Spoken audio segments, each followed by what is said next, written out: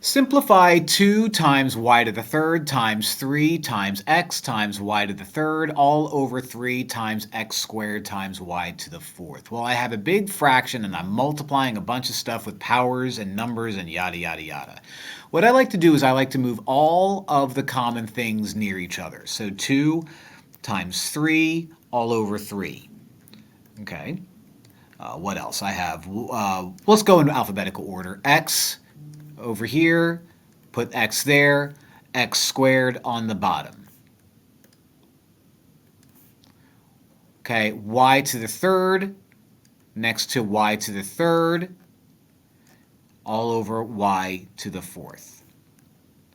Now, before we go any further, a fun little fact is since all we're doing is multiplying across the top and multiplying across the bottom, anything that's exactly the same upstairs and downstairs is allowed to cancel each other out.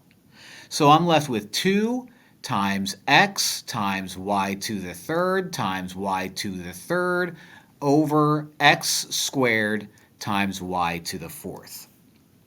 Now I have several things going on here. Several. Since I have two y's up here next to each other, let's combine them. So nothing happens with 2, nothing happens with x. But since I have y to the third times y to the third, when you multiply terms of the same base, add the exponents. So you become y to the sixth. That's going to be over x squared y to the fourth. Okay, let's simplify some more. 2 is just 2, nothing happens. When you divide terms of the same base, figure out which side is more powerful. The denominator in this case has one more x than the numerator. That's an invisible 1. So you keep the x in the denominator, subtract the exponents, 2 minus 1 is 1, and put the 1 right there. Do the same thing with the y. Y to the 6th in the numerator, y to the 4th in the denominator. The numerator is more powerful. By how many? 6 minus 4 is 2.